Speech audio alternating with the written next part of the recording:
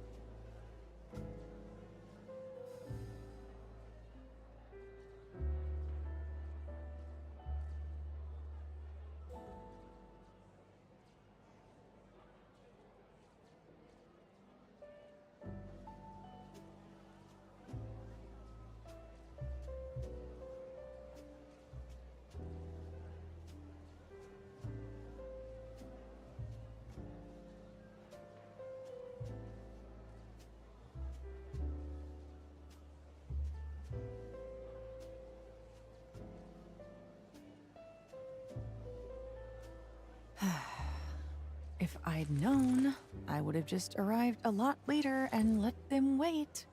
My face is all stiff from smiling.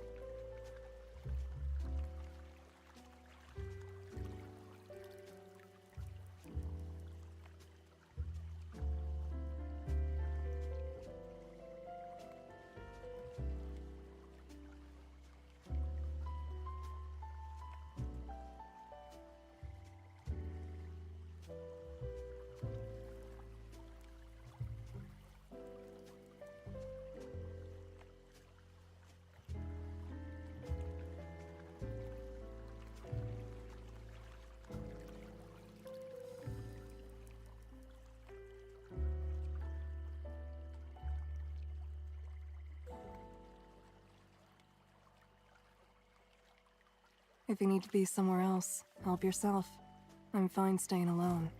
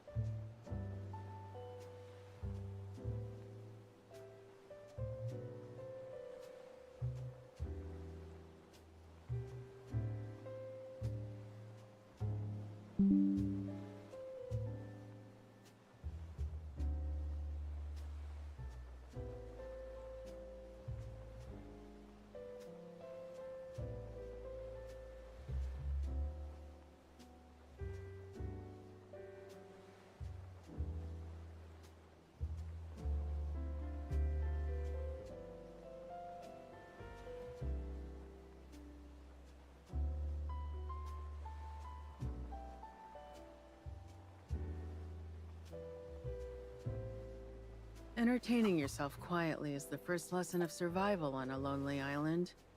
Congratulations. You've got the hang of it now.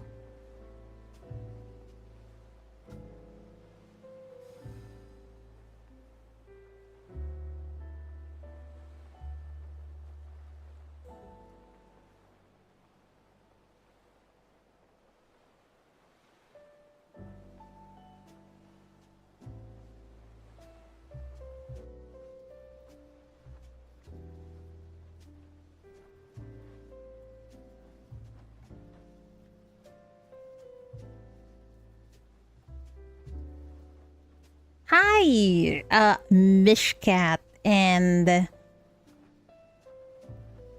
Johnny. Welcome. Welcome, folks. Hold on. I'm trying to troubleshoot some stuff. Right.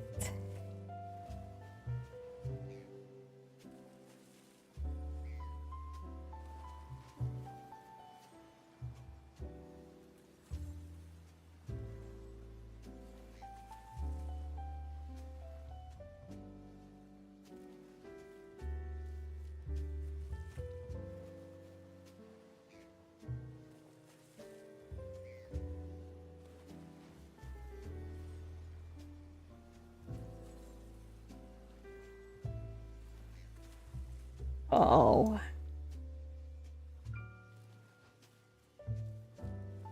Oh no. At least we're fixed on Twitch now.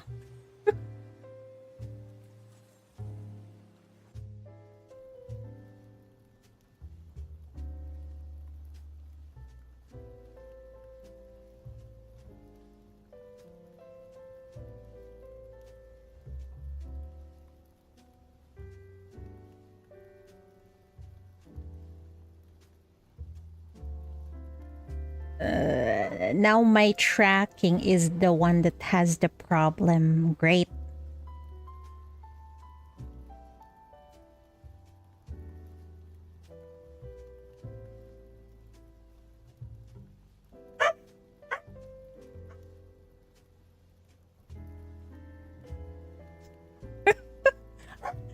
I just came back from streaming and this ain't working right now, bro.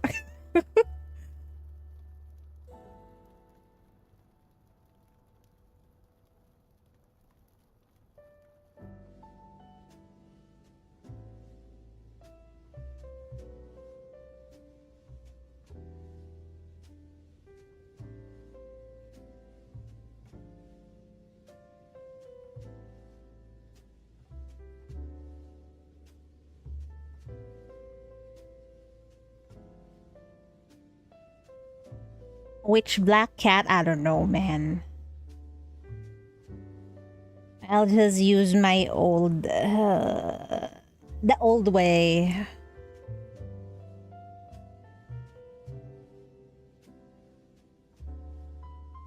It's been so long. I know, right?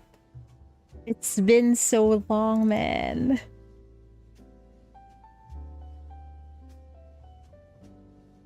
Everything got messed up because I needed to change my ISP.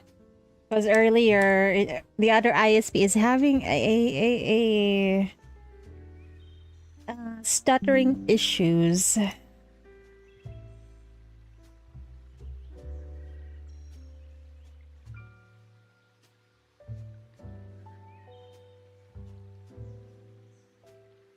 So how was the event, by the way?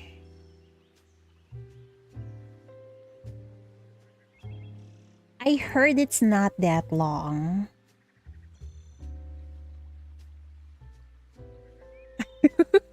I've been busy recently. Me too. Me too. That's why I wasn't able to. That's why I wasn't able to stream.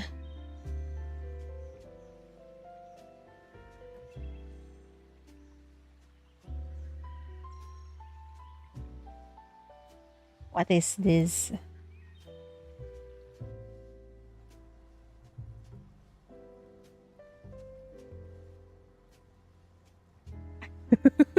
That's why we can't see. Yeah, I know we're having trouble with my... We're having some trouble with my tracking.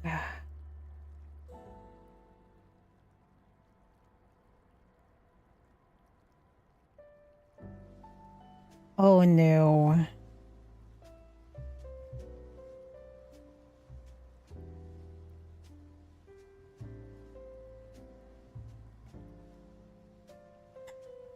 Path to Irrheia. Path to Irrheia and Chidori can't seem to fix her shit.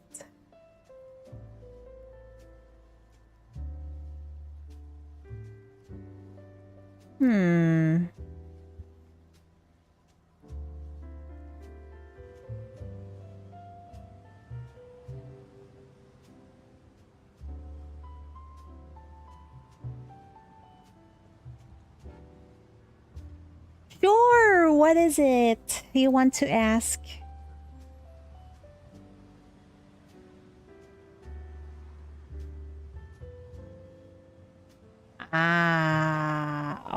Okay, wait. We're having trouble because...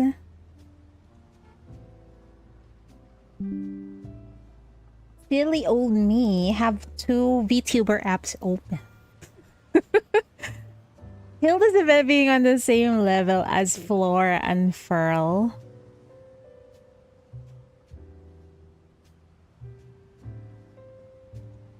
I want to hear your opinion. I think Floral and Furl is still the best for me. Not gonna lie, Hilda's event is also very, very good, okay? It's just that Flora and Furl on one hand has a lot of amazing characters in it. Okay, thank you. Sleep well.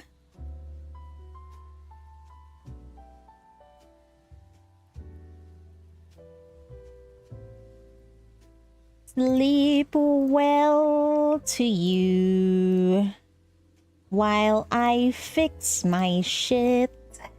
It's already 1:26 and shit not yet been fixed. I think I got it. Yay! It's working, guys.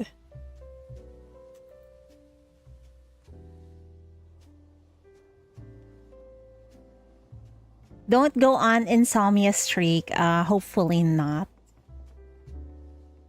Rage.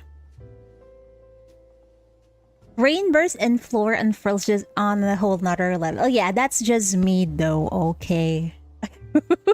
Anyway, folks. Hello and welcome back to Path to Nowhere. We just had a little hiccup. Not little, but maybe a lot. But still, on to the Irrheia event we go.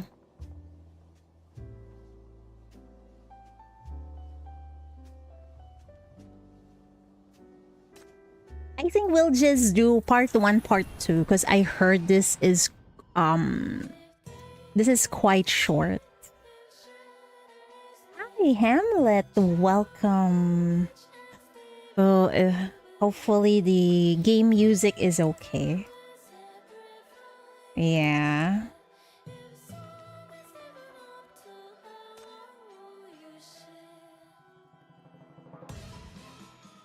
Also, it's like it was released January, so it's a Halloween event during New Year's. Call me biased, but Rahu and Shell being on those two events kind of just make me always put those events on top. Exactly. That's why I said Hilda is one amazing character, okay? But it's like she's only one. If you compare to Flora and Furl, we got like 3 characters. There's Coco, Rahu, and then Shalom. Also, hopefully my voice is fine. I tweaked some mic settings. Under the scorching sun of Eastside, you clutch a gold foil ticket while standing at the entrance of a storefront. The sign above displays large letters in a gothic font. Night Rot. Night Rot?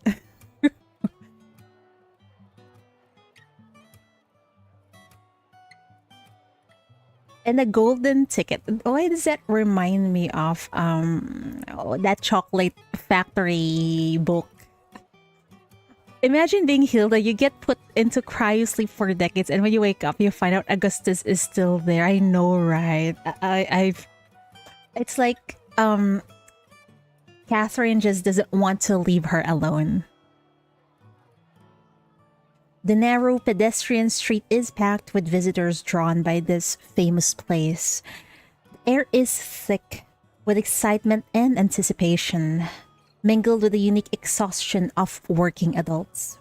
Perfume, sweat, and food aromas blend into a dizzying urban scent that assaults your nose.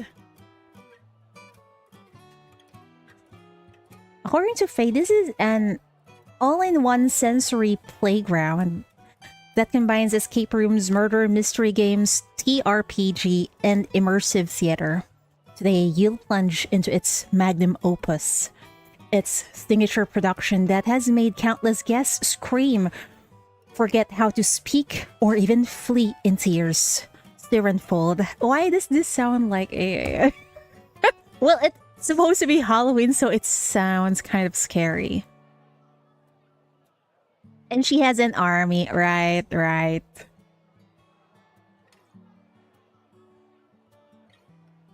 On Eastside's online forums, people are engaging in heated debates with all sorts of opinions, but most respect the no spoilers rule and simply urge other curious onlookers to experience it themselves.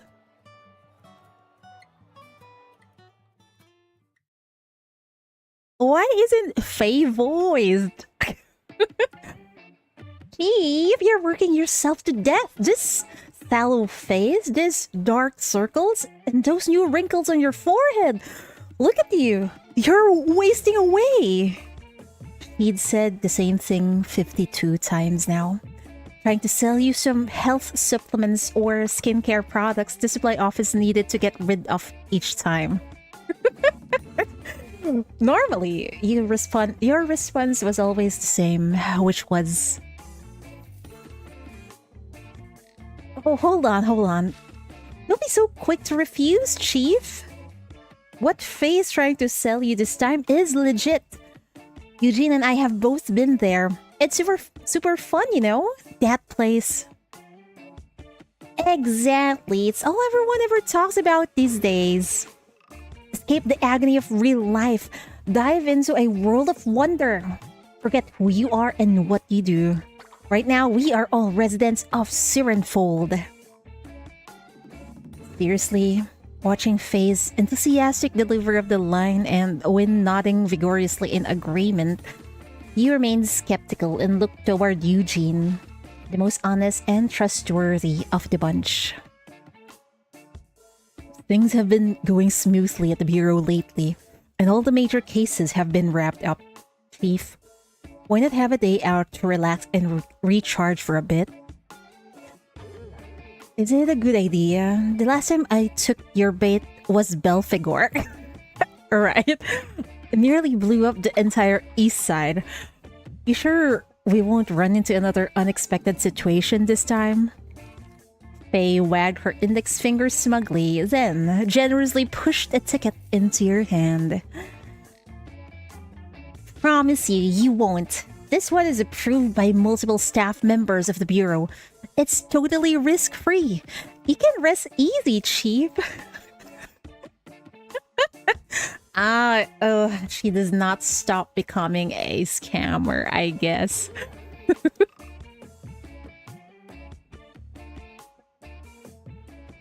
Normally, at this hour, you should be working at the Bureau, but unable to resist the spiel of the three, you finally pry yourself away from your office after being cooped up in the Bureau for so long. Yay! A much-awaited chief vacation. Get Velvet. Congrats! I got Velvet too, but it took, I think, maybe 50 rolls. We all went on and on about how wonderful it was, yet strangely, no one has offered to accompany for a second visit. Why does this sound so sus, man? No one they are praising that event, and yet no one wants to accompany the chief, right? Does this situation give you the feeling that Faye will be fried after this event? I think so. If other sinners will hear what she made Chief do, she's dead. Very dead. This place seems to have drawn in all Eastsiders looking for some fresh thrills. Young students, elite professionals, and wary individuals like yourself stealing a respite from the daily grind. Looking at the bustling crowd inside and outside the place, you suddenly get cold feet. Sure, getting out and relaxing is good for your mental and physical health, but you haven't seen this many people in so long that it triggers your anxiety. Your introverted tendencies suddenly intensifying. Chief is so me. I've been cooped up for so long sometimes that it gives me anxiety when I go out. Open the door and enter, go back to work. I am so tempted to just go back to work. But I'll go with the first one. Open the door and enter. Darkness blurs the crowd's silhouettes as you blink to adjust your eyes. In the pitch black corridor, the candelabra meant to indicate directions doesn't feel like a guiding torch, but rather like several cold eyes staring from the darkness. The once noisy, laughing voices suddenly fall silent. Oh no, this is giving me anxiety. As if a thick, heavy presence in the darkness has covered their mouths and noses. No one dares to breathe loudly, only pressing against each other's shoulders as they collectively move toward the end of the dark space. Before a set of heavy carved doors, 2 clusters of candles burn silently on the wall. Their light reveals a masked figure wearing an impeccably tailored suit, a top hat, and pristine white gloves, looking like he has been patiently waiting your arrival. As he slightly raises his hand, an ominous warning written in ornate script appears on the left side of the door. Don't you take these scenes away, or the shadows will make you pay. Oh, what is this ominous message? Another line appears on the right side. Keep your secrets in your heart, or your tongue will rot apart. Then he turns to you and respectfully extends his right hand, holding it suspended before you. What does he mean by this? Shake hands, say hello. I don't want to shake hands, so we'll go with say hello. Hi. Hello. The white gloved hand elegantly wags its index finger. Why? Then points to your communication device with its screen still lit up. So no communication device. That is so fucking sus. My device. I'm not allowed to bring it inside? The figure nods theatrically multiple times, pointing again at the text on the doors, but before gently yet irresistibly taking the device from your hand and placing it into a velvet bag. With a flick of his wrist, the bag vanishes before your eyes. Then he points to your right shoulder, drawing everyone's attention to you. What now?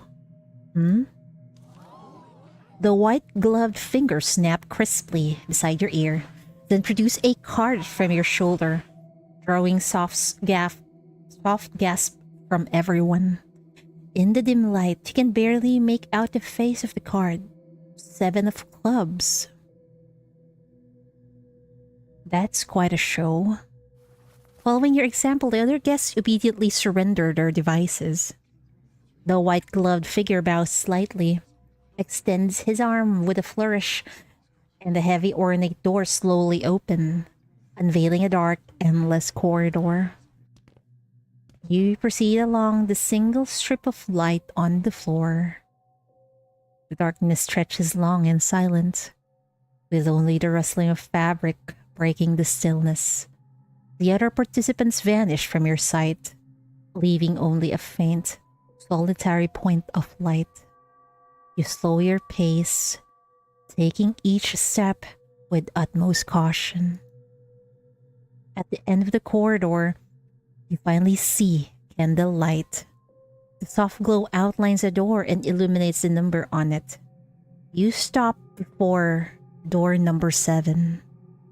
Your knuckles touch the cold surface as you gently push it open.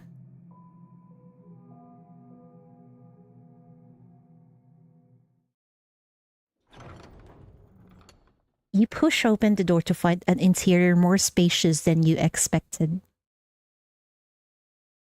In the center lies a sunken, circular stone bath. What's with the music? What's with this Mexi music again? There's no Catherine right now. In the center lies a sunken circular stone bath. Who's going to take Chief? Chief is going to take a bath. Its bottom lined with smooth pebbles, but containing no water. Oh, resembling a huge hollow and silent eye. A subtle fragrance drifts through the air, mingling with a more pronounced scent of burning wax. Small candles dot the edges of the bath, their flames flickering and casting hazy shadows all over the room. Faye never mentioned anything about sitting in a hot spring bath with complete strangers.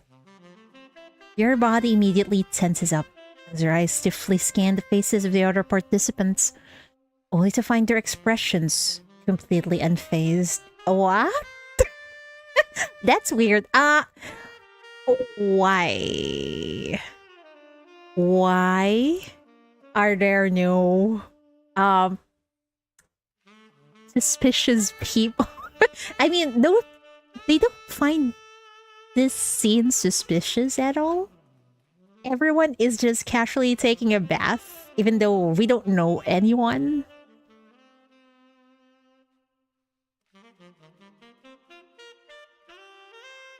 Oh, hi. Who are you? A girl whom you think is one of the students you saw at the entrance giggles suddenly, waving to get your attention. Relax. We're not really going to take a bath here. It's just for the vibe. Oh. Wash away the dust of the past. Enter the misty town of mystery. We're about to step into an ultra-realistic ancient village famous for its horrifying supernatural legends. Oh, I don't like the sound of that.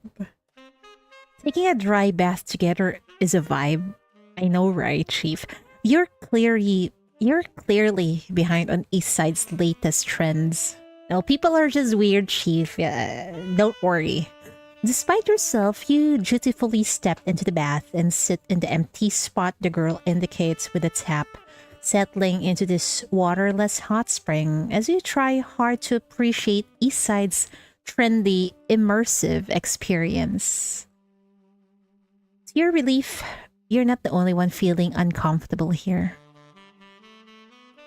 Oh no, there are ugly dudes with us. Never mind. Hi, Kagari. Welcome. In this modest, empty bath, two other people sit facing each other. A young man in an ill-fitting suit with a nervous gaze, and a burly guy in work clothes who appears somewhat sheepish. Okay. No worries, Kagger. I'm just chilling with the recent event here in Path to Nowhere. Oh, come on. At least one of them is buffed, but they're ugly. Rare stream, we have no work. Yeah, I've been busy actually. That's why I wasn't able to stream for 2 weeks. And tomorrow, no work, thankfully. So I get to stream late at night. Yeah. Since they put us in the same room, we might end up as a team. Oh no. Let's introduce ourselves. I'm Eleanor, freshman at Eastside University. What about you all? Hi, Eleanor. Why does it feel like we're in the midst of losers and they are they going to die in this place? Huh? Just call me Clay. Eleanor's greeting is certainly friendly, but the man jolts like a big cat whose tail has been stepped on, which in turn renders the girl somewhat apologetic. Wait.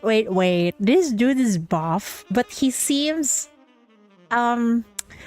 What's the term with this? I think I've seen this kind of character in manhwas. He's buff, but he's the shy type. Oh, did I startle you? My bad. I thought you were the tough guy type. I was hoping you'd look out for me later. Don't tell me that big guy exterior hides a more delicate soul than mine. Exactly. Exactly. A gentle giant. Yes, exactly. I saw some fan arts on Pinterest of Pathway. I really like the lady with blue hair. Lady with blue hair. Wait, I can't remember. With tattoos. With tattoos? Oh, I remember. I am having amnesia right now, Kaguri.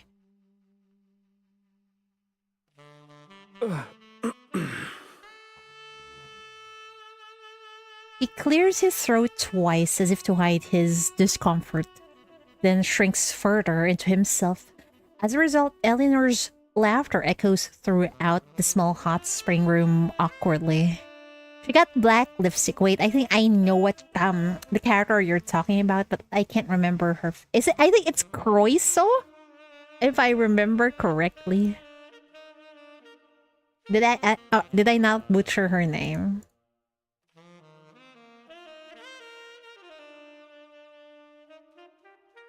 She fake coughs as well. Composes herself, then turns her attention to the next person. What about you? Yeah, what about you? The person being addressed raises his head slightly, but the reflective glasses conceal his eyes. He looks like a nerd. You can't discern any reaction from him, only hearing a barely audible response. Irrheia. Azrael. Wait, that sound. Ezrahale. Oh, okay. Kazra? Ezra. Kazra? Kazra doesn't seem bothered, nor does he try to correct her. Remember his name? Ezra Hale. Okay, hopefully. I won't forget his name. Not Kazra, it's Ezra. Or you could just call me Glasses.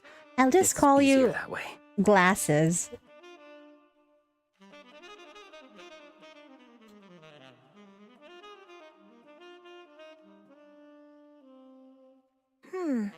Glasses, huh? Got it. Then Glasses's mouth is sealed shut once again. Eleanor's boundless enthusiasm is met with empty silence. With no one to catch it, it pitifully falls to the ground, where it flutters weakly a couple of times until she discovers you. Lucky you. Gray-clad villain, rat champion of Syndicate, the best cool car driver. I like this, the third one. I'll go with the best cool car driver.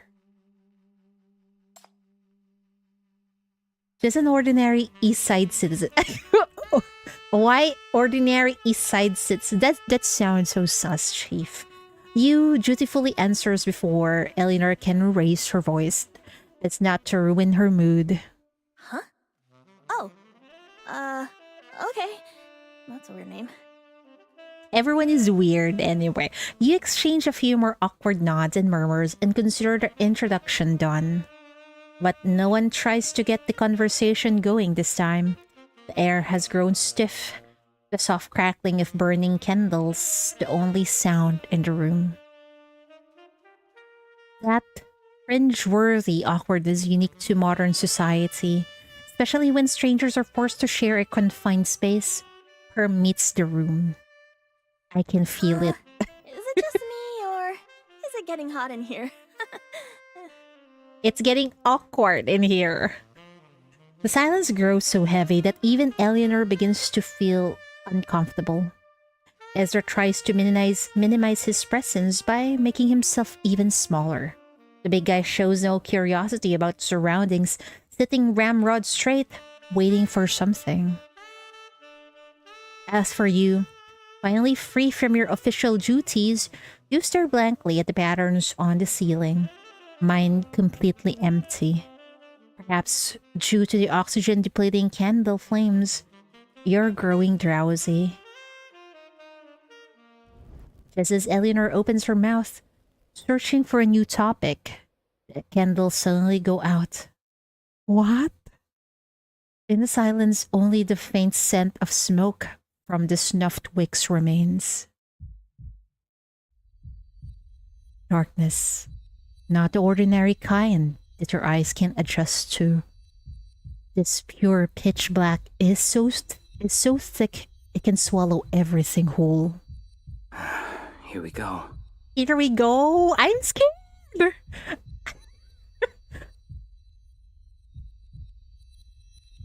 Your drowsiness vanishes instantly in the sudden darkness, replaced by an instinctive vigilance snapping awake within you. It's okay. This is just part of the game. Everyone is still here. It's fine. Everything's fine, right?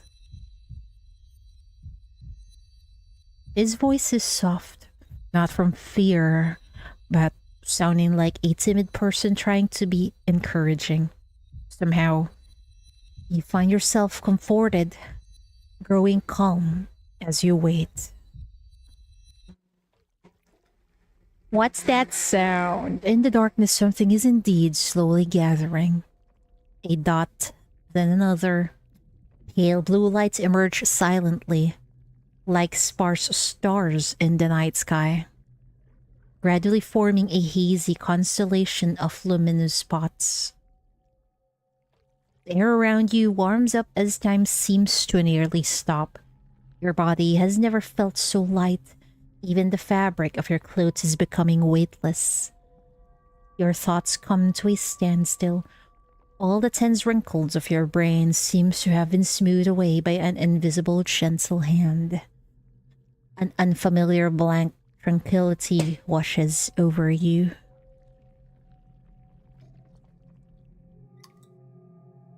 Then you hear a voice, not through your ears, but inside your skull. The soft voice caresses your nerve endings with an inhuman tenderness that makes you shiver. Voyagers from distant lands, have you ever heard of such a place? A lost fragment in time, a neverland that can end all banality in life. In this place, she will respond to your whispered secrets, and the hands of time will turn in accordance with your choices. Welcome to Sirenfold. Tonight, you are no mere audience of the story. You are the story. Oh boy, here we go. With this mysterious voice, you hear the sound of water drawing near as vapor swirls around you. In the days, you suddenly feel water rising up your body, from the soles of your feet to your ankles, calves, and waist. Yet, when you look down, there's nothing but faint white mist. The sound of water grows closer in the mist, gently yet irresistibly veiling your vision. In the swirling vapor, everything blurs. Your identities, along with your clothes, lift softly into the mist and slowly dissolves. Wait, is she kind of naked right now? Because it says... Damn, that's so freaking creepy. So you're in charge this time? You can just... I'm ready anytime. Go pew pew. What should I be fighting for? It's time for the toys to meet new friends. I love situations in constant flux, where no one can predict what comes next.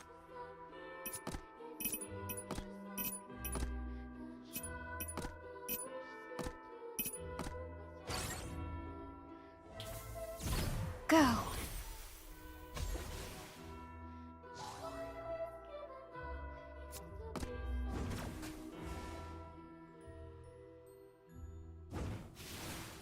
Man, I already forgot what the name of the dude is earlier. The glasses dude. It's Kazra. No, Ezra. Holy fuck. Go. Ezra. Not Kazra. Oh Voyager from distant lands. Open your eyes. If you don't...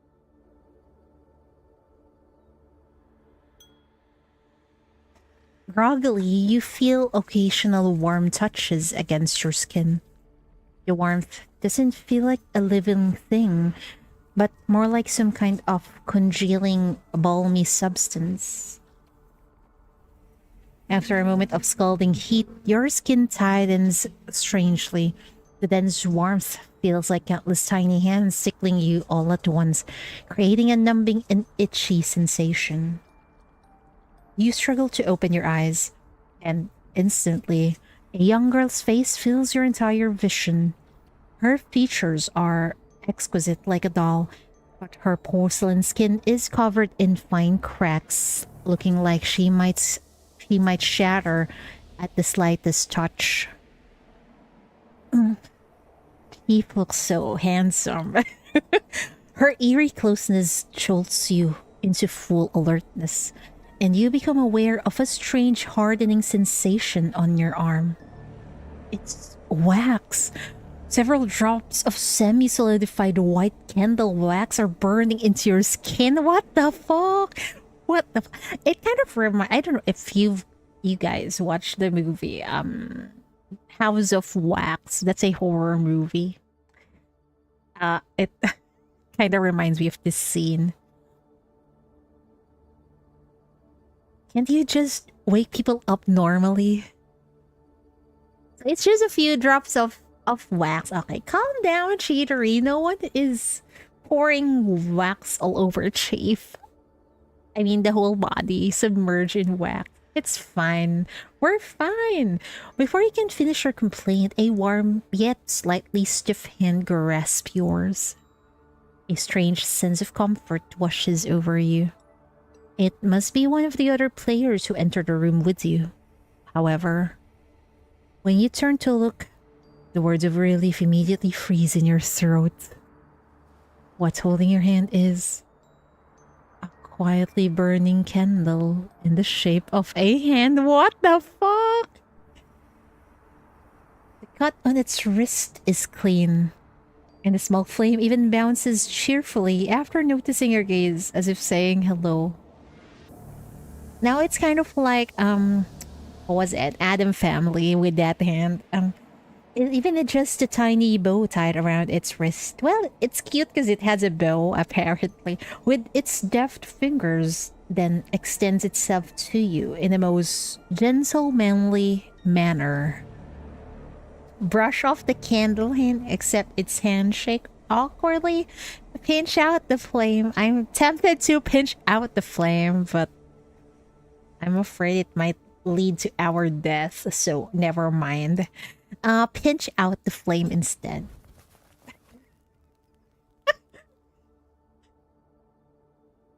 Am I about to find out? Having received thorough fire safety training, you instinctively pinch out the flame. With a poof, flame goes out and a wisp of smoke rises. The candle hand freezes instantly. Then, like a cat whose tail has been stepped on, it arches its palm and springs away from you quickly, always scared it, cautiously avoiding you. It darts back to the girl's palm in a flash, nuzzling her fingers indignantly. The girl says nothing, but the reproach in her eyes is clear as day.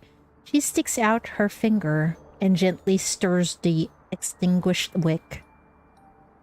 The flame is finally relit, flickering weakly. You exhale with relief. Well, great. Nothing bad happened. You scratch your head awkwardly, inwardly marveling at how realistic this little gadget is made. Even without a face, it manages to convey emotion so effectively. Who are you? Where's everybody? You look around. It's still the same hot spring pool, but something is clearly off. The other guests are already waiting in the lobby. Rumina will guide you. Please, follow me. Wait, is Rumina the hand Or is that her? I think it's the name of this little girl. I forgot. Anyway, wait, let me take a bite of a snack.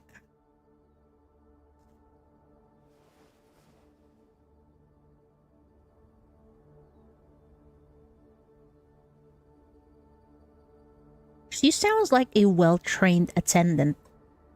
Her voice soft, yet completely flat. You stand and follow her. Then notice you're wearing an entirely different outfit now, though the style seems oddly familiar.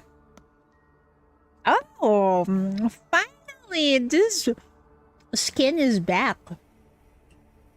The moment you take a step, there's a very faint sound under your feet. Several translucent flakes of wax shake loose from your pants, falling into the bath and quickly melting away, disappearing.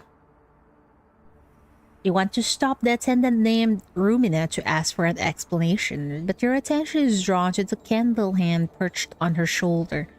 It has been twisting its body and silently watching you, and now it's urging you to keep up by blinking its flame.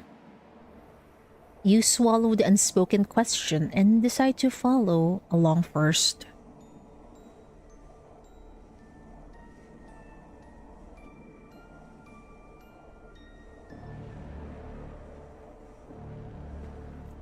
The lobby has a vantage design, like something you'd find in a mansion. The three people who were waiting with you earlier are already seated. Seeing that everyone has arrived, Rumina gently clasps her hands. Darkness descends. An eerily beautiful flower suddenly blooms in the dark, its radiance illuminating the text floating in the air. On the border of a kingdom ravaged by calamity and curse, there lies a strange town shrouded in eternal mist. Legend says it is a sanctuary blessed by the Witch of Rewind. Many have crossed the barren wasteland, arriving with their scars and desperate hopes. Yet the witch's favor is not bestowed easily. You must cleanse the shadows of your past and endure the trial of the 3 moonrises and moonsets. Pass the witch's trial, and you shall remain. Fail, and you shall forever be trapped between cycles, utterly forsaken by reality. Oh no.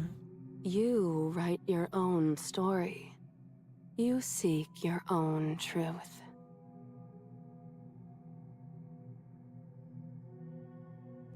The light fades completely as candlelight returns to the room, as if the vision you just witnessed never happened. You instinctively search for the source of the voice, a hidden speaker, perhaps, but looking around, you can't find any trace of modern technology anywhere. Who was speaking just now? In response to your question, Rumina doesn't speak. She simply raises her index finger gently to her lips. Is the chief the only one who heard that voice? The candle hand, meanwhile, seems utterly exasperated as it covers its candle face, the candle equivalent of a facepalm, you suppose. Strangely as it is, you immediately get the message. Asking a question like that in a supposedly immersive game isn't appropriate. The cycle has begun. Dear guests, may all your wishes come true. Rumina will be waiting for you here, always. And with that, he and the candle hand silently retreat into the shadows and vanish. Just before disappearing, the candle hand even bows to say goodbye. After Rumina's departure, the tension in the lobby seems to dissipate, finally giving you a chance to examine your surroundings carefully. This is a hot spring inn converted from an ancient castle. The lobby stretches 2 stories high, furnished with solid antique pieces made of fine materials that have visibly aged with time. There are no lamps or signs of electricity anywhere. The only illumination comes from the candelabras of various sizes scattered throughout the inn. No wonder everything is filled with candles. No electricity, huh? Eleanor can no longer contain her curiosity, touching and examining everything around her. First, she runs her fingers over the leather sofa, then gasps quietly in admiration at the numerous brass candelabras. Nearby, your burly companion is somewhat already equipped with a heavy axe. He unconsciously runs his thumb over the junction between the blade, where the blade meets the wooden handle. Earlier hesitation in his eyes now replaced by steady confidence and subtle excitement. A metal name tag has appeared at his waist, with the word butcher clearly engraved on it. I'm scared. Someone whose role is a fucking butcher is with us. What is the chief's role?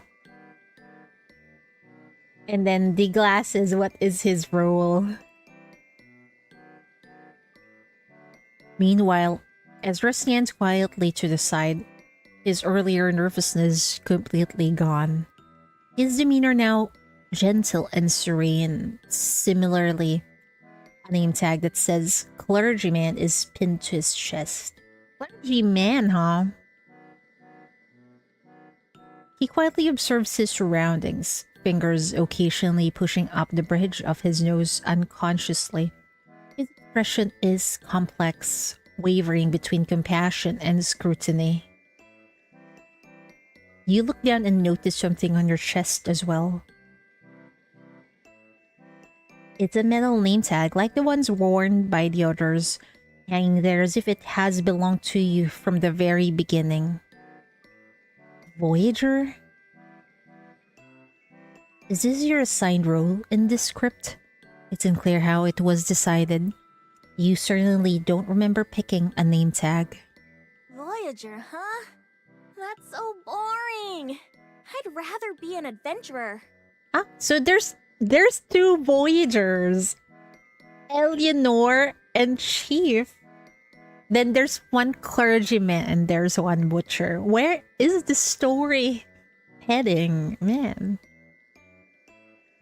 Eleanor's name tag also hangs on her chest, with the same Disian word written on it as on yours. It's a word that's usually a synonym for traveler, but can also mean adventurer. You and Eleanor have different interpretations of the same noun, resulting in 2 distinct identities. Interesting. But regardless, compared to butcher and clergyman, the role assigned to you 2 definitely makes you seem like noobs. Could his mysterious name tags have chosen their wearers? Curiously, you remove the tag to examine it and discover a line of small text on the back. Find your own goal. The name tag, the goal. You recall reading the player guidelines on the back of your ticket while waiting outside. You think it mentioned something about each player receiving an identity and a game objective.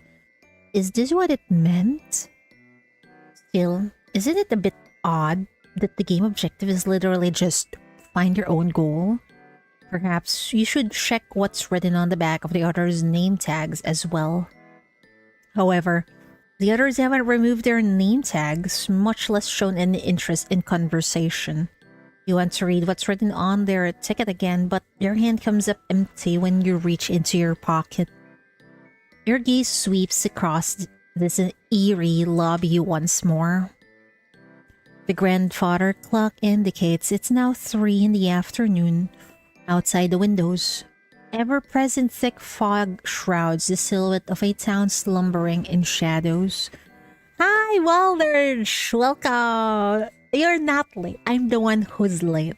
I'm late in starting this event. Anyway, it's fine. Earlier, I was having some technical difficulties, but that's why I started late. Anyway. The burly man named Clay lets out a shout. Ha! The mightiest butcher, the protector of Sirenfold, is setting out! Why did I get the feeling he's going to be the first casualty? Well, his echo still reverberates through the forest. He grips his axe and strides away in another direction.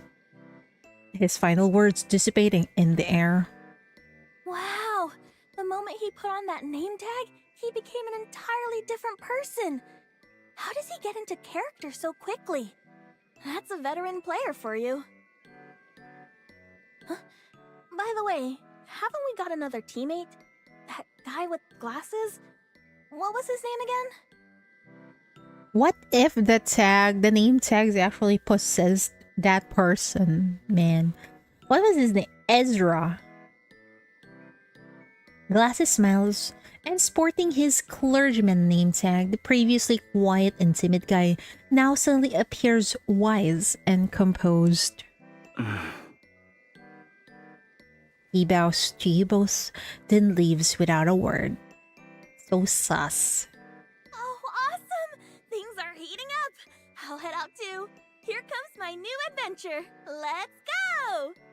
We're just gonna tag along, I guess. Eleanor tugs at you excitedly before rushing out of the inn. In the blink of an eye, you're the only one left inside. The name tags appearing from nowhere, the unforthcoming companions, the different missions assigned to everyone. Everything seems like a mystery, but it's precisely why this fog-shrouded town seems all the more compelling to explore.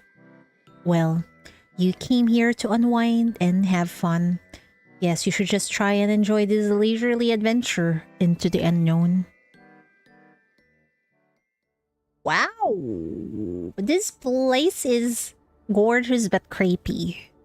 Also, Path of Nowhere once again is giving us amazing background art. You don't hurry out immediately, but instead your gaze settles on Rumina, who is still standing quietly in the shadows of the doorway. Her hands are folded in front of her posture as perfect as a mannequin's. You don't ask, so she doesn't speak, simply watching you silently. Rumina, just how big is this inn exactly? The inn will stretch itself to suit a guest's needs. Would you like to see? Rumina tilts her head slightly, her movements stiff and doll-like. The candle hand also tilts its head along with her, waiting for your response. The corridor leads to the guest rooms in the old wing. The prayer room might help calm your jumbled thoughts. Or perhaps you're more interested in the kitchen? But Rumina's favorite place is the hot spring, where one can make candles. In response to Rumina, the candle hand gives a thumbs up. Is it trying to emphasize the word candle, or is it simply approving of Rumina's taste as her sidekick? You can't quite decide which. Welcome to Sirenfold. As you can see, parts of the town have been consumed by fog. These areas are currently inaccessible. To proceed, you need to collect enough clues at the inn. Tap here to begin your first scenario in the script. Okay. In tour, the flame flickers. You hear the sound of a candle being blown out. What is this? the BGM ain't it's giving anxiety. In flickering candlelight, Rumina stands motionless beside you. Only the candle hand is crawling up and down her body. You feel that if you don't speak to her soon, she might slowly burn out like the candles. Show me around the inn, would you? Ask about the old wing. No more questions. Ask about the old wing. Long ago, The old wing was also a warm home. Back then, candles would be lit while guests reveled. The guests left and the castle's candle had not been blown out. The candles began to weep. Their tears flowed for for 100 years, until at last they became the hot spring bath. Having met too many cryptic speakers, you can already get the gist of it. You think she's describing the history of this inn when it used to be some noble's mansion. Ask about the guest rooms. Rumina picks a door for you. The key scrapes against the lock with a hoarse sound. The candlelight briefly pushes the darkness into corners, its discontented murmurs rising from the gaps. Come in. You peek your head into the room, and the putrid smell makes you sneeze several times. Is there a dead body in here? You can barely make out the furniture buried under layers of dust. Hi, Mish Cat. Welcome back. Thank goodness, this is just a murder mystery game. If this hygienically questionable hotel were actually in business, you can't imagine how many one-star reviews would pop up warning people to stay far away. Chief looks so hot in this attire. I know, right? Chief looks so freaking handsome in this attire. And why haven't Ice Snow given us this skin yet for free, okay?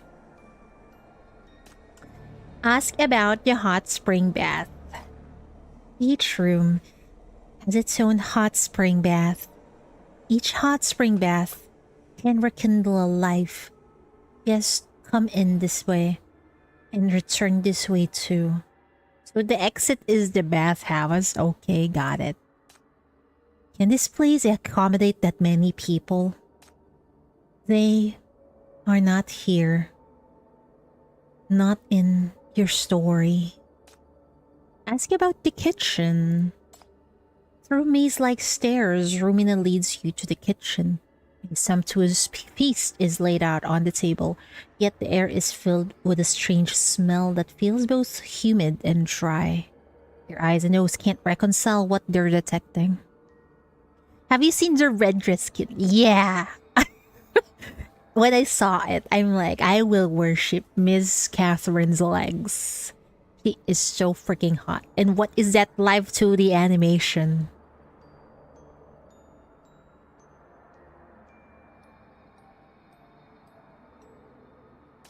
You pick up a fork and cautiously poke at the cake, but its hardness and glossy sheen already make it look unedible. Chief, please don't eat anything.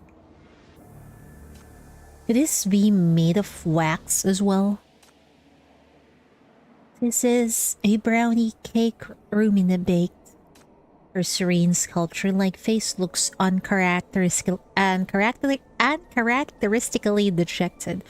You feel a twinge of guilt. Sinister Files. Ooh, hi, Chief. You're so hot.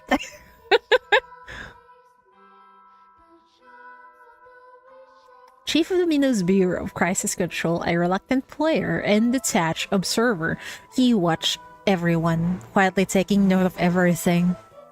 Having weathered so many crises, this little adventure should be child's play. I hope so. You seem to be doing well. Okay. An honest... Oh, Clay. Okay. Ezra. Clay. An honest and unassuming middle-aged man who piques your curiosity. Huddling in the corner, this bulky man doesn't seem like he follows the current trends, yet he is surprisingly knowledgeable about these mystery games. Anyway, such a humble guy is a comforting presence in this unfamiliar story. He seems like a good person. I agree. Seems like a good person. Eleanor, your impulsive companion who is endlessly enthusiastic about everything. A student dressed in a carefully prepared period costume. This murder mystery game is a rare taste of excitement in her smooth sailing life. And she can't wait to experience something different. He looks like a new player. So This lady wants some excitement in her life. I see. Okay. Ezra, a professional-looking man whose disposition is similar to yours. He must be another working adult. Much like the chief. To this office worker who rushed here after work, still wearing his employee ID, this murder mystery game is his first chance to unwind in weeks. The exhaustion you see in him inspires an admiration in you. He doesn't seem to stand out much. You know, we need to be cautious with people who doesn't stand out much. Like in Hilda's event, I think. Rumina, a girl resembling a wax doll, welcomes you into the game. She's a staff member dressed in a vintage dress with a hand-shaped candle perched on her shoulder and cracks covering her cheeks. She's alone at the hot spring inn. Is she a character portrayed by a real person or a figure conjured up by the text of the script? She doesn't seem like an ordinary NPC. What is this? Oh, we read everything. We need to uncover more. Dear guest, what would you like to know? A lot. Dear guest, what would you like to know? Dust-covered corridors and swaying cobwebs. Perfect decorations for a haunted house. But as chief of the MBCC, such sights are nothing new to you. I want to know about you, Rumina. About Rumina. Rumina is a cursed inn attendant. She must wait here for guests to arrive. If Rumina leaves this place, she will break into pieces. In the candlelight's reflection, cracks run all over her cheeks. If you reach out and touch her now, will this perfect makeup crumble away? About the candle hand. This is... Should we pronounce this as Sion? Sion? Sion? This is Sion. Rumina's only family. Rumina intertwines her fingers with the candle hand, gently nuzzling her cheek against its waxy digits. The candle makes a V sign, as if bragging about their closeness. This hand seems hilarious, man. If we stay together, the bad guys won't come near. She starts humming some kind of nursery rhyme, and for a brief moment, every candle flame in the inn flickers in unison. About the other guest. Rumina is meticulously copying names into a guest registry. The thick ledger looks ancient. Its yellowed pages so brittle they crumble at the edges. Rumina is very busy every day, guiding many guests through their ways. About the outfit. How come only my clothes were changed? Was it you who did this? Maybe it's a gift from a future sinner, you know, who actually likes you, Chief.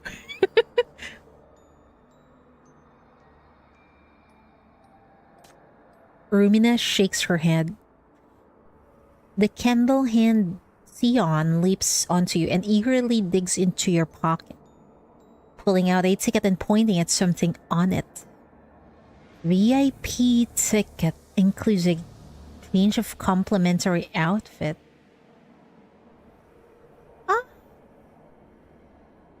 So Chief got a... that's why it's a golden ticket. Because it's a VIP ticket. I see. You carefully read the fine print on the ticket and let out a resigned chuckle. This gift from Faye really does come with some funny surprises.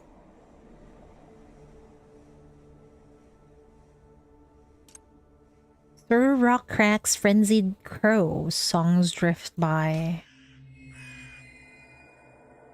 A strange wail rings out. You look up to see a flock of pitch black crows taking wings, sweeping just overhead in formation. The eerie noises in the forest grow louder. You sense something closing in on you. as the wind's mournful howl transforms into what sounds like the wails of tortured spirits.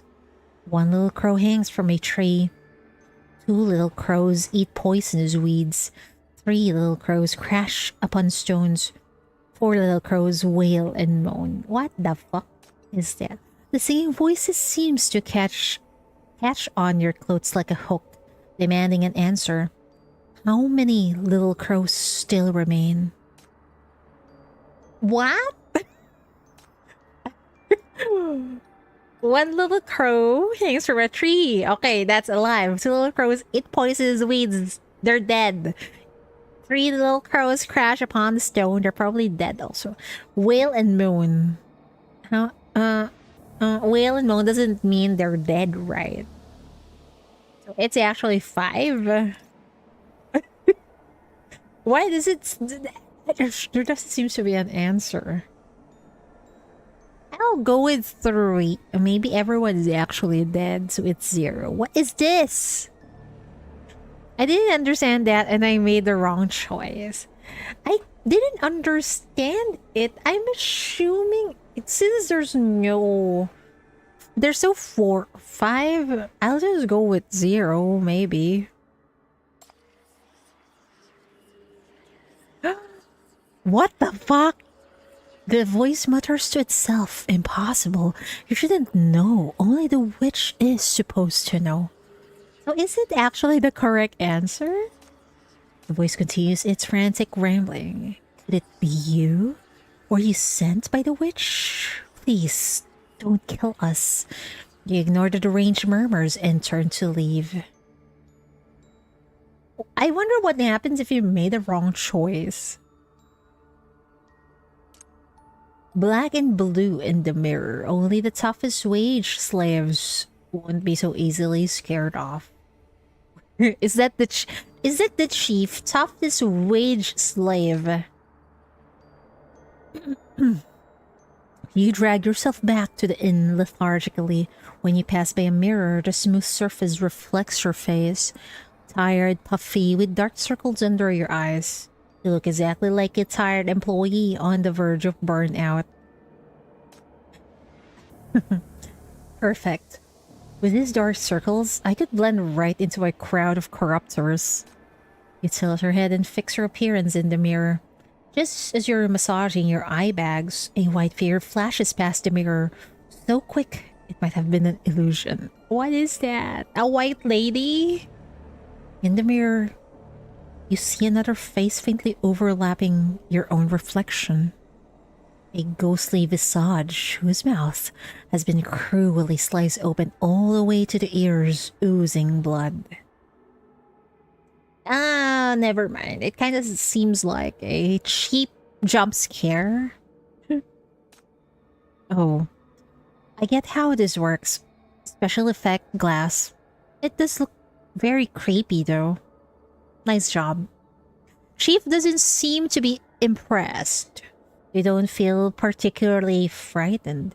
You face far more terrifying situations before. This, after all, is just a game. To face the lurking crisis or to vanish into a misty forest. The Chief has been through. By the way, cat skin. I know, right? It's mwah, chef kiss. Amazing skin. And also, I know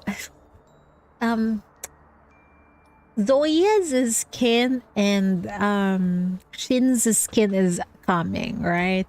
And then I'm heading on a freaking trip next week. I don't know if I can buy it, man. We'll see though.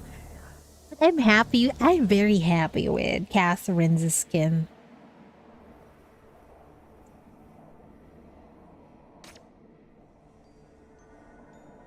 Chief has been through so much that this is like a vacation for her. Nothing scares her anymore. Yeah. It's just another Tuesday for Chief. Cat skin has to be your first purchase in the game. Congratulations! That's good. Yeah. Oh my god. Why do we have a fucking bot? No, fuck off.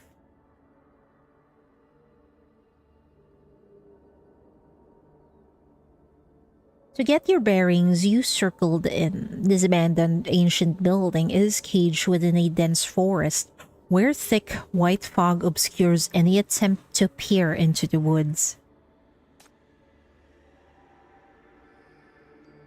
As you walk, a chill runs down your spine. In the hazy distance, something seems to be watching you. Who and what is it? Who's there? You spin around vigilantly, but there's nothing behind you. At the far end still stands only the mist-shrouded forest, occasionally pierced by shrill cries from indeterminate sources. You shudder at the uncanny scene. Look for a way out. Return to the inn. Let's look for a way out. But no matter which direction you take, the forest seems endless, each step dragging you deeper into the labyrinth. Gradually, a drowsiness overtakes you. A strange fragrance drifts through the air, sickeningly sweet and dangerous, causing your consciousness to slowly fade away. Oh, we're not allowed to... I see. We're not allowed to get out of the misty forest. When you wake up, you find yourself lying in the clearing. In a clearing, mysteriously holding a lit candle that wasn't in your hand before. A complimentary souvenir. Why is the chief's reactions like this? Nothing really scares Chief nowadays, huh? A candle hand based on someone named Sion. It moves with surprising agility and seems more alive than its master. Ruby has gathered the guests' profiles here. Yeah, we read this earlier. Let's see what's written on this guest's card. Yeah. Tap here to flip the card and cover the guest's hidden secret. We cannot. Wait. What is happening here?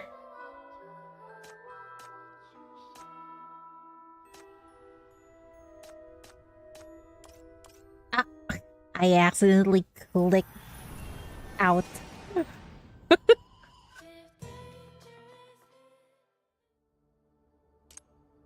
First encounter, a winding trail through mud and new meadow leads to her. Her? Who? The experience so far feels more like an escape room with a haunted house theme. It's fun enough, but too many puzzles strung together get tiring. You want to take a break, but after cycling in a few times, you still haven't found the path to town. The fog writes like a living thing, growing thicker, swallowing the edges of the road. A crow's hoarse cry pierces the silence, immediately followed by the rapid flapping of wings overhead. But when you turn around, there's nothing there. Sound effects and music work together to create an immersive atmosphere. Even though you've seen far more terrifying scenes in the Black Rings, this eerie environment still gives you the creeps. Your sense of time is distorted. Here, it feels like only a few dozen minutes have passed, yet darkness falls at an unnatural speed. Shadows of dead branches grow longer, twisting and writhing like countless withered arms reaching out for you. You break a random dead branch and are surprised to find it's actually real. This place has really spared no expense on the decorations. The props are also realistic. Something catches your foot. As you yank it free, you hear a crescendo of childlike giggles, which then immediately disperses. Then, ghostly blue will-o-wisp suddenly emerges in the darkness, and you realize you're standing at the edge of a desolate graveyard. Oh. Cheat. Grid. Rewrite ability with their normal attack?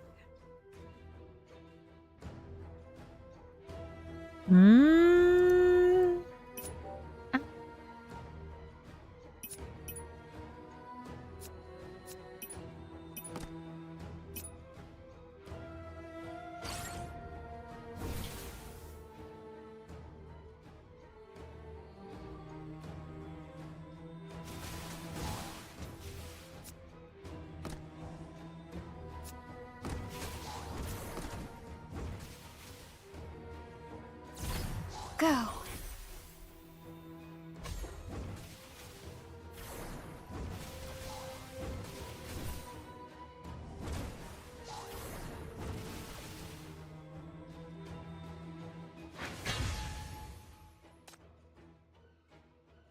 You barely move your hand and the monster very cooperatively screams and flees.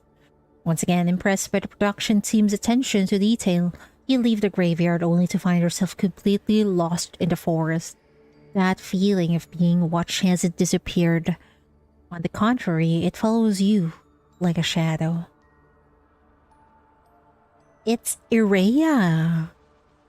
A crow's screech tears through the silence once more. A slender shadow appears among the tree branches, dim and indistinct, moving without the slightest footsteps, yet you can feel it closing in on you.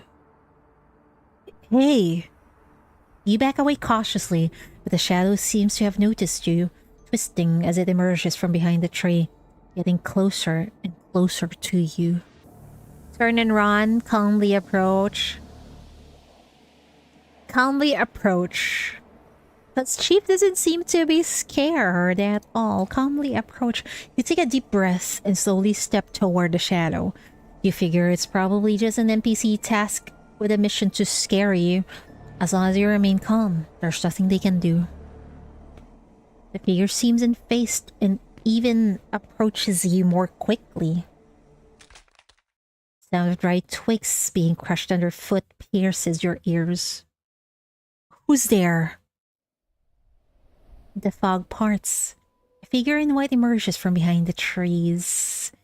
A younger Irrheia? She looks adorable. Voyager from distant lands. Welcome to... Oh, sorry. Did I startle you? The moonlight illuminates a girl in a white dress. Her hair is slightly damp, and she smells like the perfume in the hot spring inn. Are you a player? Huh? What a strange name. Is that someone you know? Another adventurer from the foreign world?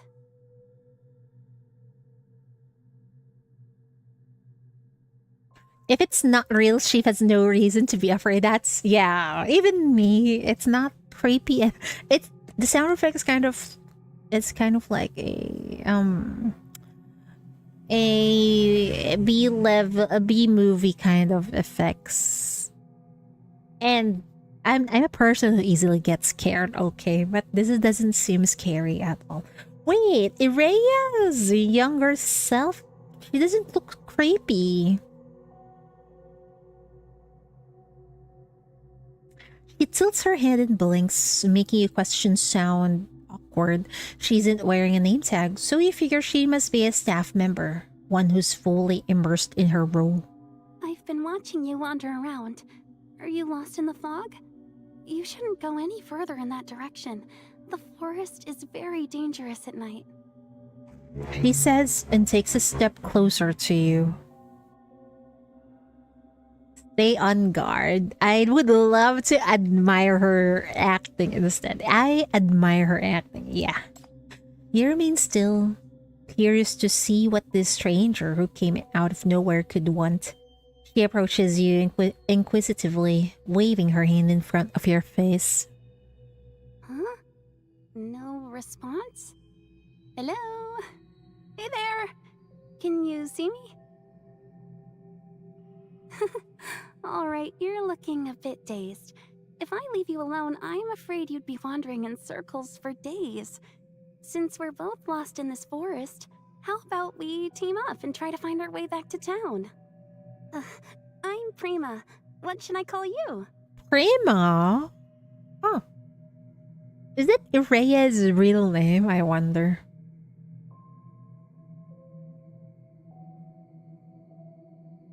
After a brief introduction, you and this girl named Prima begin traveling together, searching for the path back to town.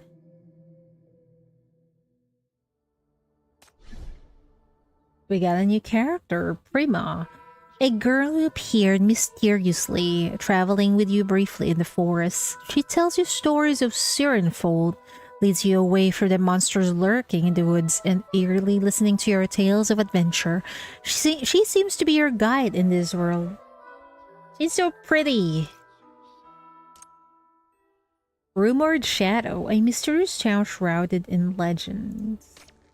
As you and Prima walk along the path in the pitch-black forest, chatting and laughing, something unexpected happens.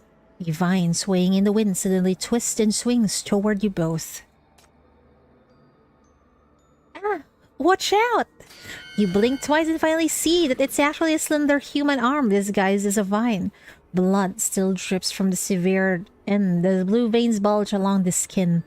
Several inches of razor-sharp fingernails are clawing at your eyes. Dodge in fear, stand your ground. Doesn't seem scary again, so I'll stand my ground.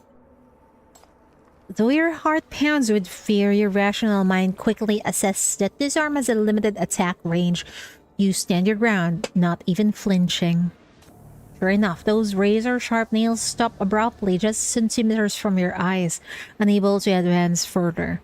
The arm twists agitatedly several times before reluctantly withdrawing back into the darkness, leaving behind only the faintest trace of blood in the air.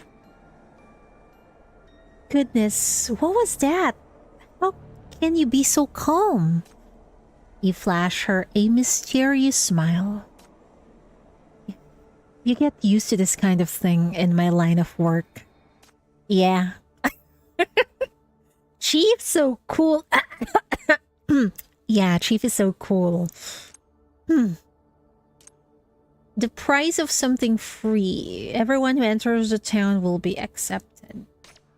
The journey is eerily quiet, with only the soft crunch of fallen leaves beneath your shoes echoing through the forest. After you tell the young girl named Prima your name, she smiles and walks beside you through the gloomy forest. A few minutes have passed and you sense that something isn't quite right. Wait, why is this NPC walking beside me instead of leading the way? Do I need to trigger some event to prompt her next dialogue? Is this part of the immersive experience? Actually, there's an old legend in this town. Just as you're debating inwardly, Prima finally speaks up. She speaks in a hushed voice, as if afraid of waking something. What legend? According to the village elders, Sirenfold was blessed by a witch. Blessed by a witch? Under the witch's blessing, natural disasters or famine would never touch us, and everyone could live a happy life. Then, more and more travelers came after hearing of its reputation. But later, her voice is as soft as the breeze. Even the footsteps are drowning it out. Did they disappear? Did they just stay outside their welcome? Did they disappear? Did they disappear? Blessing was never free. Are we talking about sacrifices, huh? Everyone who entered a town would be accepted. And then... they would work for the witch. They had to wake up at 9 in the morning and keep working until 8 in the next morning before they got to sleep. Then they woke up again at 9 to work. That sounds like a 9 to 5. Wait, how could I get up at 9 the next day to work? Working 23 hours a day? That would indeed be no different than literally vanishing from this world. Oh. I'm just messing with you. Barely pleased with her own joke, Prima scampers around you before composing herself and speaking again. According to the legends, their bodies would turn soft and transparent, and finally melt into the witch's dreams, nourishing her dreams.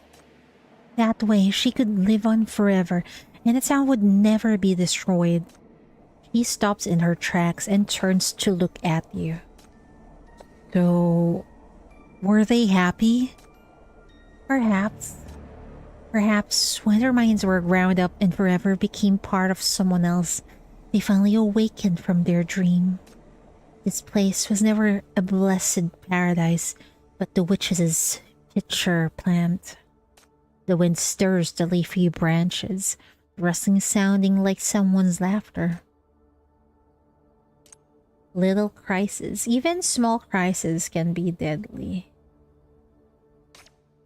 Along the way, you asked Premia about various legends surrounding this small town.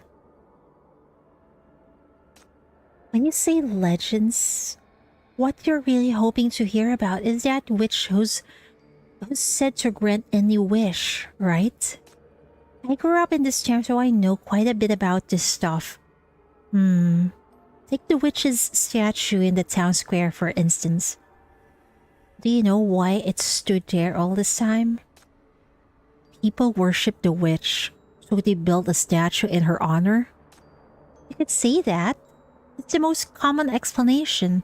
The legendary witch who could grant anyone's wish gradually evolved into a shared belief, a faith. Even today, some people in this town still worship her. Many people hope the witch could protect them during natural disasters. According to the preserved ancient text, some claim their wishes really came true after offering sacrifices to the witch. Fascinating, isn't it? It's kinda creepy, though. Sacrifices for their wish. What kind of cult is this? You nod thoughtfully. The witch appears to be some kind of widespread folk belief. To better understand the game's background, the game's backstory, you need to gather more information. You said this is the most common explanation. What about the other theories? Prima leans in closer, mysteriously. People whisper another rumor among themselves that the witch's statue is actually a ward, a curse cast to trap the witch here forever. As powerful as the witch is, even she cannot defy the curse. Why trap the witch here? For the wishes, of course. Think about it. Someone who gets their first wish will immediately want to ask for 3 more wishes. No one would let the wish-granting wish slip away. I've seen many people driven mad by their own wishes. Getting what they want no longer satisfies them. That's why people decided to trap the witch in the town to make sure they could get infinite wishes. You're saying the witch was enslaved by her own worshippers? Yeah, exactly. That's why the witch loses her temper often, making natural disasters more devastating. The town has to offer sacrifices from time to time to appease her wrath. You mentally compare the 2 legends. Both explain the origin of the statue and involve the witch and worship rituals. Yet the stories and implications are completely different. You're gathering more information, yet somehow you feel more puzzled than before. The lore in this game is certainly elaborate. Non-fictitious death. Who died?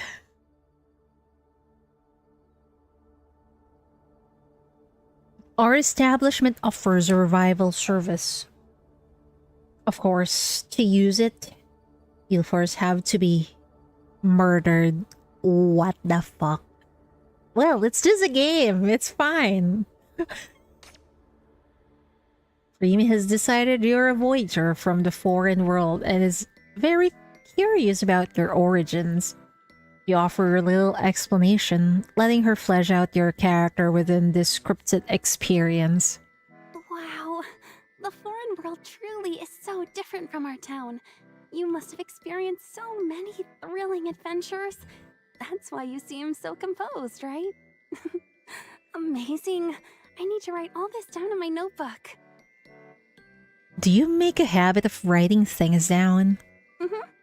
I live alone with only books for company.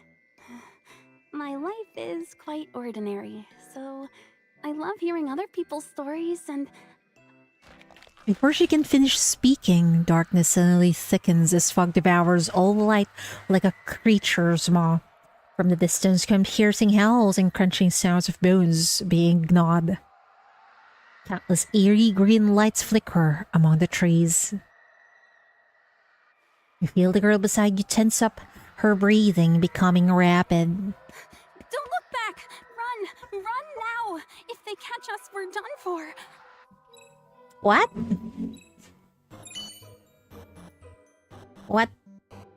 Tap here to escape to the upper path. Ah, okay. Oh, this seems to be fun. Ah, okay. What do we do with this? Gain temporary immunity against damage from the ghost. Okay. You lose 1 HP each time a ghost catches. You lose all your HP and you fail. Okay. Okay.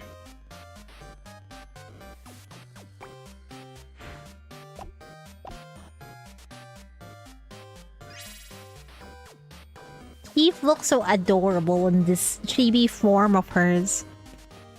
She drags you along. She runs frantically, the grip of her cold hand and naturally strong. Chibi Chief so cute. I know, right? After running for a while, you've barely stopped to rest beside a withered tree when that eerie howl tears through the silence again. Closer this time.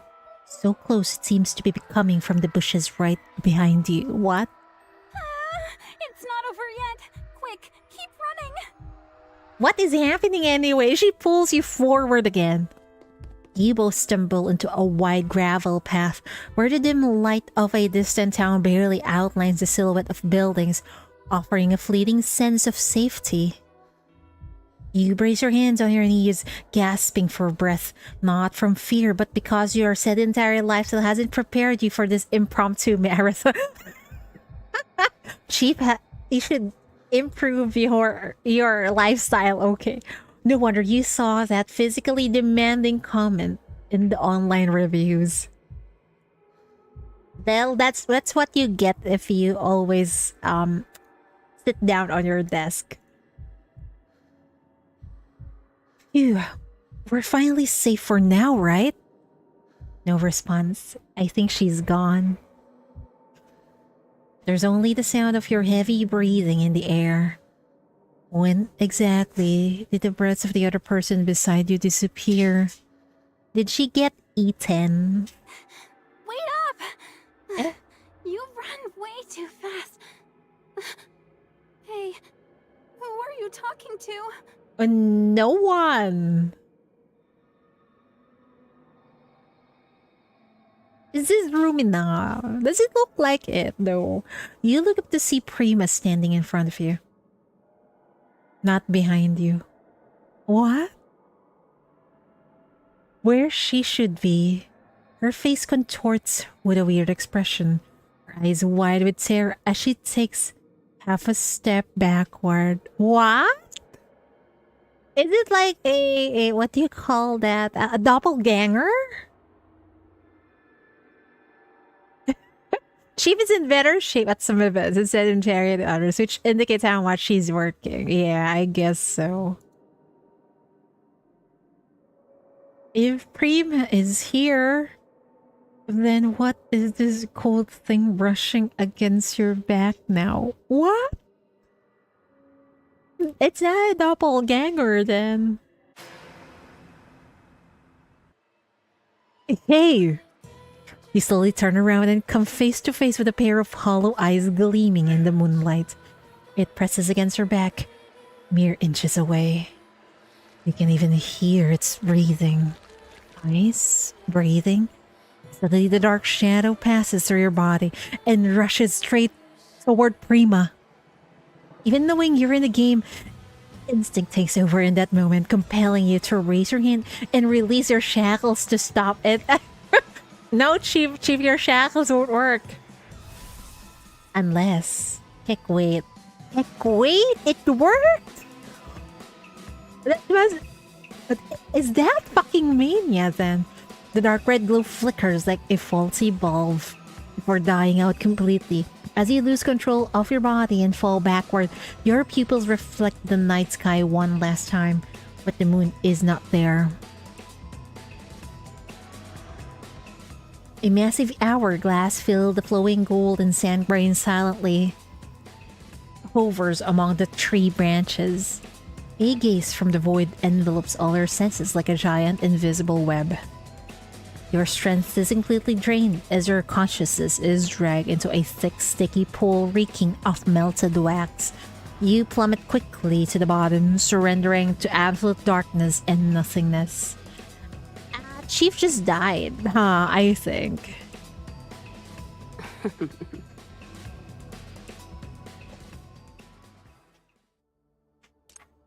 Revived as candle. Black candle, white candle. You are my good candle. What?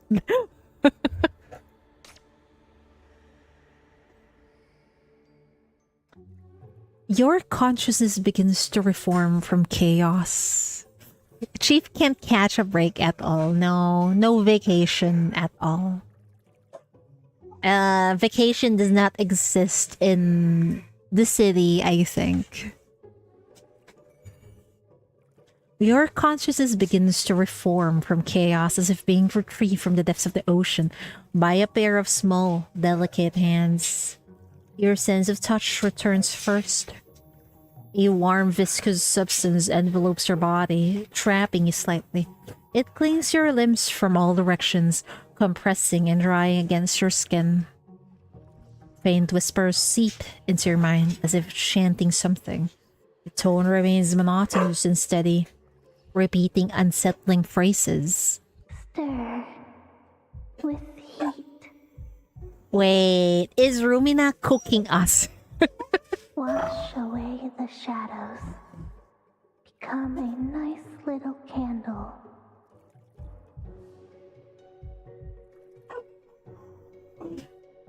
You jolt awake just moments ago.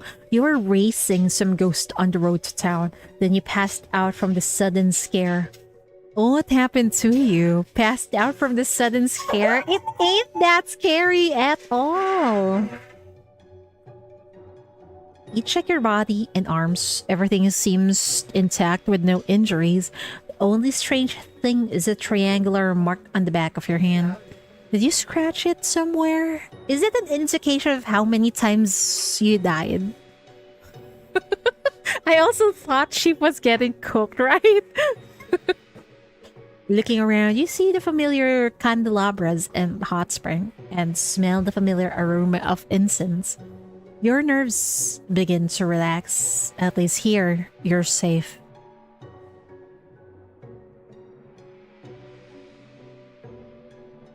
Before passing out, you remember seeing a massive golden hourglass that seemed to possess some mysterious power. And there was that long-haired figure. And that contemptuous chuckle. This must be the witch mentioned in the story. It seems you've reached the core plot of this script. But how did they manage to make it so convincing? It's almost too realistic. You wonder how Prima is doing, when suddenly your thoughts are interrupted by a heavy slap on your shoulder. Oh, hey there! Did you just get a game over too? Oh, so both of us died. Great. The unexpected slap startles you slightly, and your train of thought is abruptly interrupted. Game over? I read in the guides that they use sleeping spray and hypnosis to make restarts feel ultra-realistic. There were even rumors about there being sinners. But oh those no. posts got deleted right away. Well, that must be fake anyway, or this place would have been shut down ages ago. There must be sinners. Wait, is this all part of a plan? Why they sent Chief here unknowingly because they're suspecting there's a sinner here? And also, who in their right mind would want sleeping spray and hypnosis in a freaking establishment? That kind of sounds illegal, man. Wow, too bad I missed the whole thing. I just saw you bubbling up from the pool. That was hilarious. I thought we're being cooked. sleeping spray? Hypnosis? In other words, you didn't actually faint earlier. Your character died, and you were put to sleep and held back by the staff. That is such a very do you think a escape room staff would do all that? That seems to be so sus. Man, just like in a game, you can't restart after dying. The hot spring inn serves as both your starting point and respawn point. You're still quite baffled. What method do they actually use to achieve that? Would it be harmful? But for now, you've accepted Eleanor's explanation. That comment about sinners, though, you should definitely keep an eye out for that. Maybe the effects are mania-induced. You relax and lean back slightly when something suddenly gets knocked over and tumbles down from the table. Please be careful. Each one takes quite a lot of effort to make. Rumina pads over to your tiny wax figurine and bends down to pick it up, carefully brushing off the dust. Her tone is casual, as if she were just discussing the weather with you. She cradles the wax figurine in her hands before passing it to you. Can't wait, that looks freaking adorable. What a fine little thing. You can't help but poke at the little wax figurine again, and its gaping mouth and bewildered expression. Is that how Thief freaked out earlier?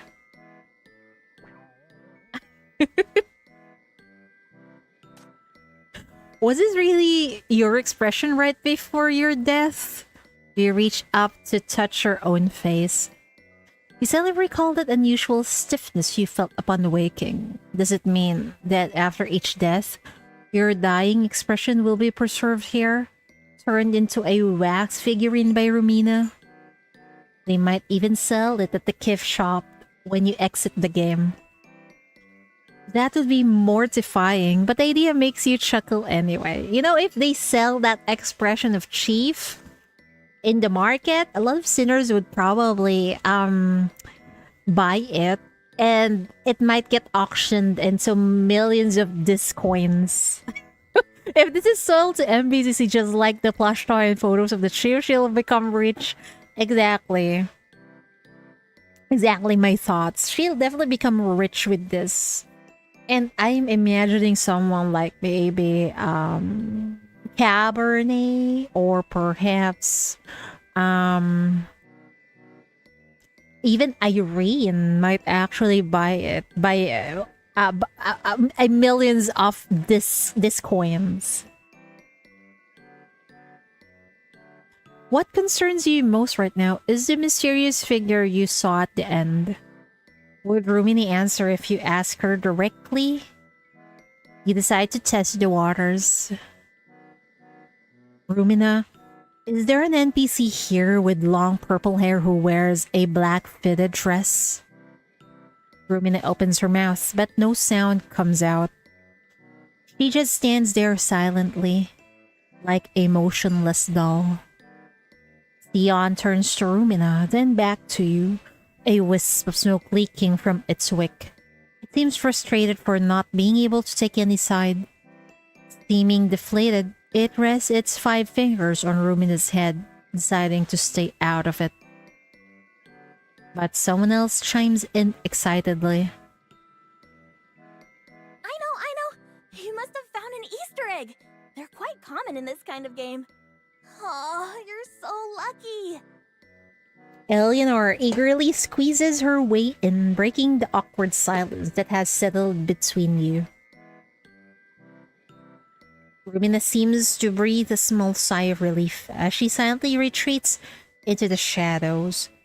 Theon climbs up her arm to her shoulders, hopping and waving goodbye to you joyfully. But you're not about to let her walk away that easily. You still need to confirm some information.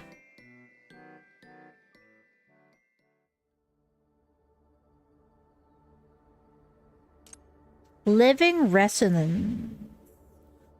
Living and dying, solidifying and flowing.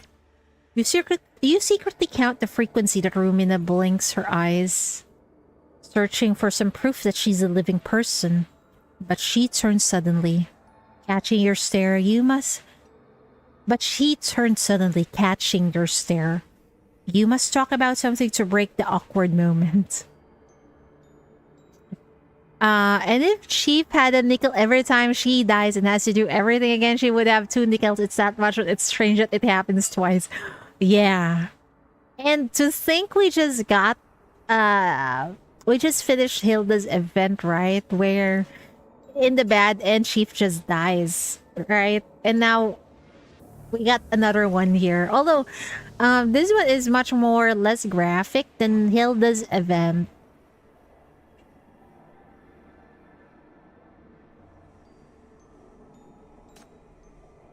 Don't you ever get lonely working here all alone? Rumina likes it here. This place never changes. It's safe. This is Rumina's home. There are bad guys outside.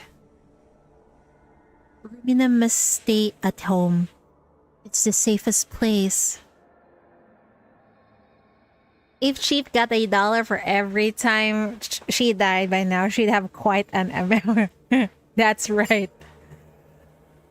The MBCC won't be deep in debt if that happened. You have a point. It's perfectly fine if you don't want to go outside. Leave the challenges out there to adults like me. Hearing your promise, Rumina looks very happy.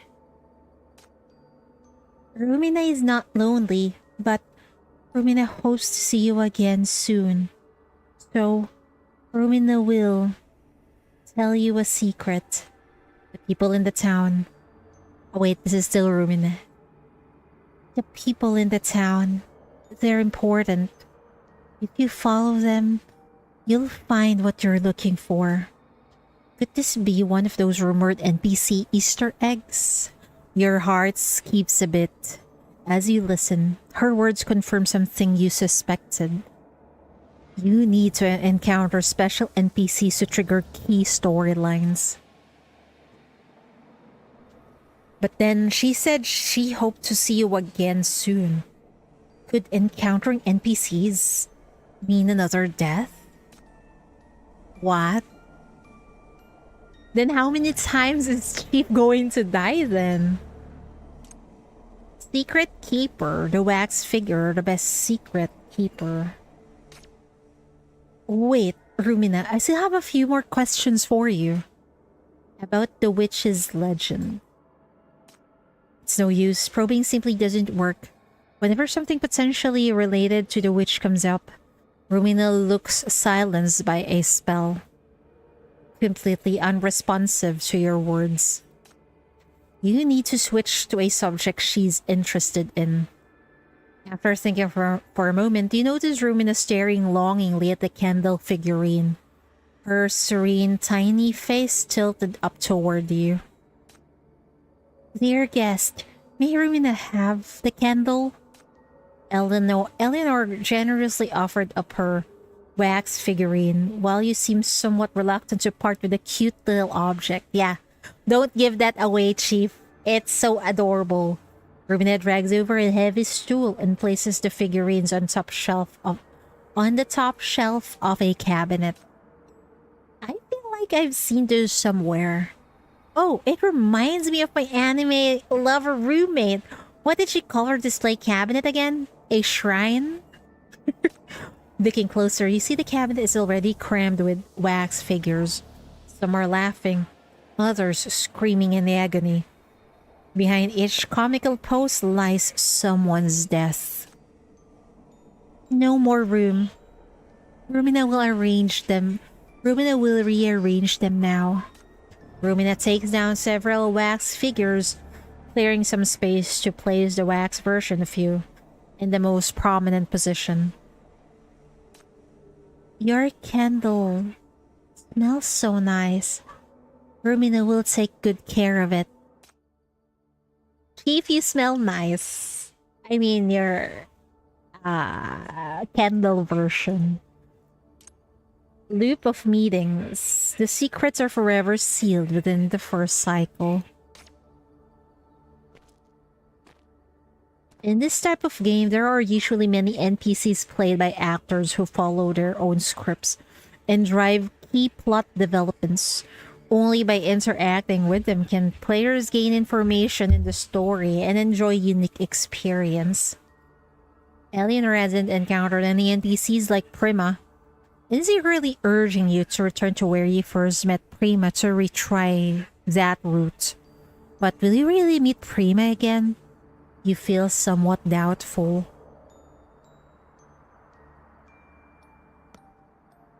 The two of you trudge through the foggy forest. Unsteadily, just like during your first round.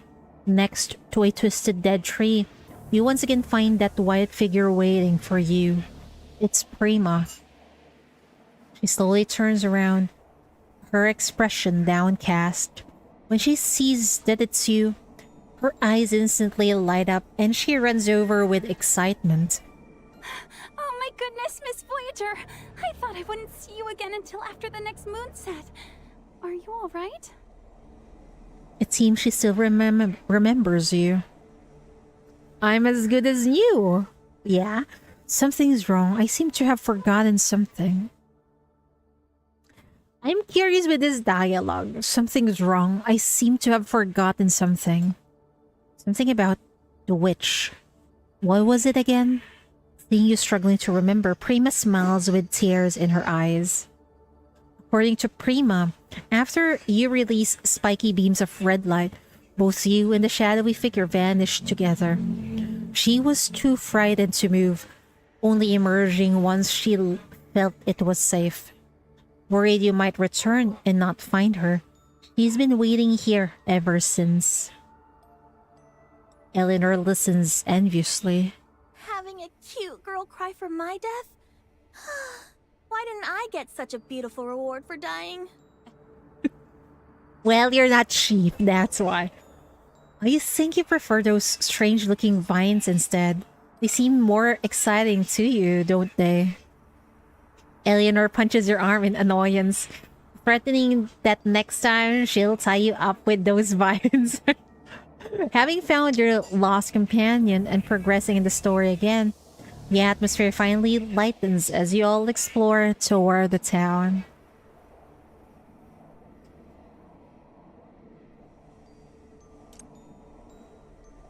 Okay, I think this looks creepy, man. I'm gonna cut it off here, folks. Because it's already 3 a.m. I'll just be back tomorrow. I think that's the end of part 1, if I remember correctly. Yeah, it is. Okay. That's it for today, folks. It's 3 a.m. and I wanna go bed and sleep. I'll be back tomorrow. Probably I'm thinking if I could do in the it's either in the afternoon. In the afternoon or in the evening. Let me see if I'm not too busy with chores. Anyway, do this event. It's so good. No Gangsland. Also, I want to read her interrogation. What was her name again? I want to read through Corin's interrogation, but later on.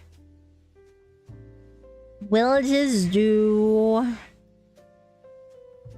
Irrheia's interro, and someone told me Rumina's interrogation is actually related to the event. Maybe we'll do that also next time.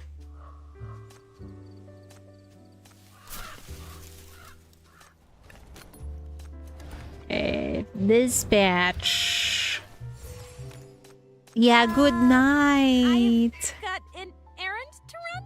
I had fun. Thank you so much. Oh my god, I haven't done Echoes of Phantasm.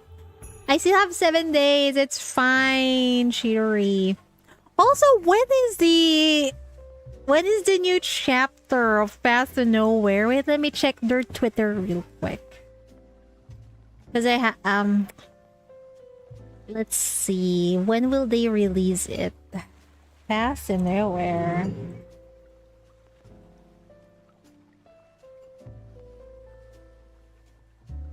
Event will be up.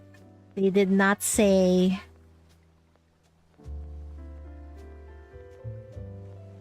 Oh, there's no maintenance schedule yet. I'm assuming it will be on